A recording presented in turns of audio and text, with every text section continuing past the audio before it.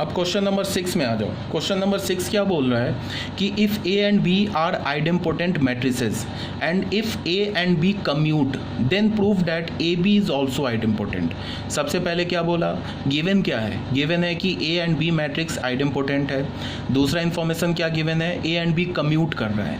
इसका मतलब क्या होगा, A B is equal to B A. तो हमें प्रूफ क्या करना है, हमें ये प्रूफ करना है कि A B is also idempotent. ठीक है, तो फिर हम शुरू हो जाते हैं। सॉल्यूशन नंबर 6, पहले जो गिवन है उसको लिख लेते हैं। ए आइडेम्पोटेंट है तो A square is equal to A, B idempotent है तो B square is equal to B, A B commute कर रहा है तो A B is equal to B A. ये तीन इन्फॉर्मेशन तो हमारे पास गिवन है। ठीक है, क्या प्रूफ करना है हमें, A B is also idempotent. तो हमें प्रूफ करना है कि ए बी आइडेम्पोटेंट है, तो हमें फाइनली क्या प्रूफ करना है, A B square is equal to A B. अगर हमने ए बी स्क्वायर को ए बी के इक्वल प्रूफ कर दिया तो यहाँ से हमें क्या कंक्लूजन मिला, A B is also idempotent matrix. तो हमने ले लिया ए बी स्क्वायर। ठीक है, अब यहाँ पे इसको हम कैसे लिख सकते हैं, कुछ बच्चा क्या करेगा, यहाँ पे इसको ऐसे लिख लेगा ए स्क्वायर बी स्क्वायर, तो बच्चे फिर गलत हो जाएगा। ये मैंने कई बार बोला है, फिर अभी बोल रहा हूँ कि मैट्रिक्स जो है उसमें आप यूजुअल जो एल्जेब्रिक कैलकुलेशन है वो आप यूज़ नहीं कर सकते हो। A B whole square is not equal to A square B square. ठीक है, तो ए बी स्क्वायर को आप लिखोगे कैसे, ए बी स्क्वायर को लिखोगे A B into A B, ऐसे लिखोगे। ठीक है, तो फिर इसको क्या लिख सकते हो, ए, इसको एक साथ क्लब किया बी ए इंटू बी। अब बी ए को क्या लिख सकते हो, ए बी। क्यों लिख सकते हो, because A and B commute कर रहा है, तो बी ए को लिख दिया हमने ए बी इंटू बी। तो ये क्या हो गया, A into A is A square, ये B into B is B square. अब ए स्क्वायर किसके इक्वल है, ए के, बिकॉज ए आइडेम्पोटेंट है। बी स्क्वायर किसके इक्वल है, बी के, बिकॉज बी आइडेम्पोटेंट है। तो फाइनली हमें क्या मिला, A B square is equal to A B. तो यहाँ से हमें क्या पता चला, this implies that AB is also an idempotent matrix। तो यहाँ से भी ये क्वेश्चन नंबर 6 आई होप आपको क्लियर होगा, कोई डाउट नहीं होगा। अब दूसरा क्वेश्चन नंबर 7 में आपसे क्या पूछ रहा है, इसको जरा देखो ध्यान से। एक मैट्रिक्स दे रखा है 3x3 ऑर्डर का और बोल रहा है कि prove that a matrix is involutory. तो इनवॉलेटरी प्रूफ करने का क्या मतलब है कि हमें ए स्क्वायर इज इक्वल टू ए दिखाना है। तो तुम अगर इसका स्क्वायर लोगे ना इस मैट्रिक्स का, तो खुद से ए के इक्वल आ जाएगा, तो हेंस प्रूफ हो जाएगा। तो इसको आप खुद से कर लेना, do it yourself. Question number 8 में देखो, proof that is a nilpotent matrix.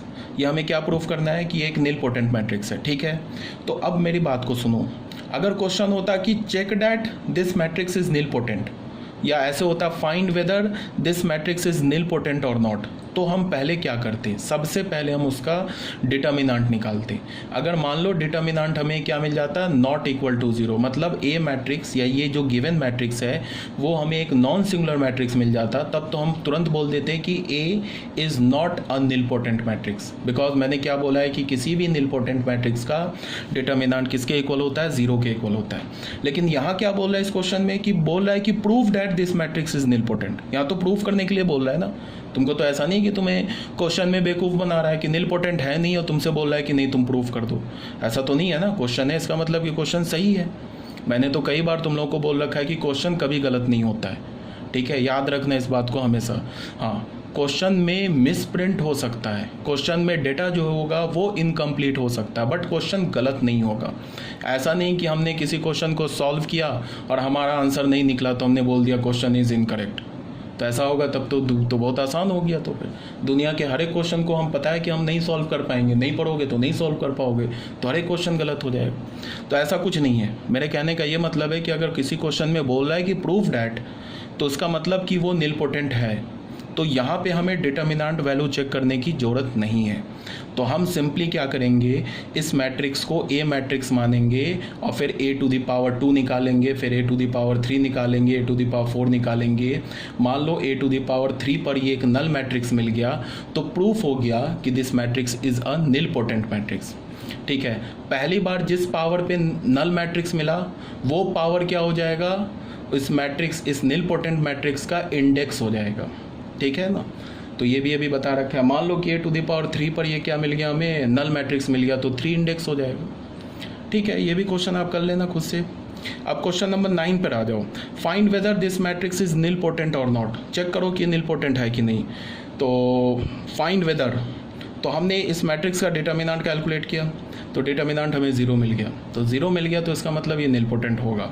तो नील पोटेंट होगा तो फिर हमने इसका कैलकुलेट किया, a² निकाला। अगर मान लो ये नॉट इक्वल टू 0 मिलता, तब तो हम यहीं पे इसको बोल देते a is not, this matrix is not a nilpotent matrix, तब तो क्वेश्चन यहीं पे ख़त्म हो जाता। अब यहाँ पे हमने a² निकाला। a² देखो, आप मैट्रिक्स को मल्टीप्लाई कर सकते हो, तो a² आपने निकाला तो वो क्या मिल गया हमें, नल मैट्रिक्स मिल गया। अब a² नल मैट्रिक्स मिला तो a³ भी नल मैट्रिक्स मिलेगा, a टू द पावर 4 भी नल मैट्रिक्स मिलेगा।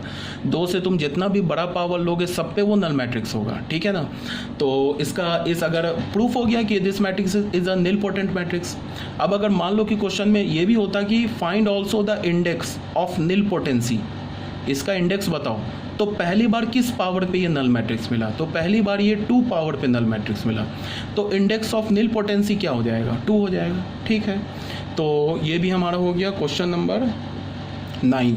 तो क्वेश्चन नंबर 9 हमने कर लिया।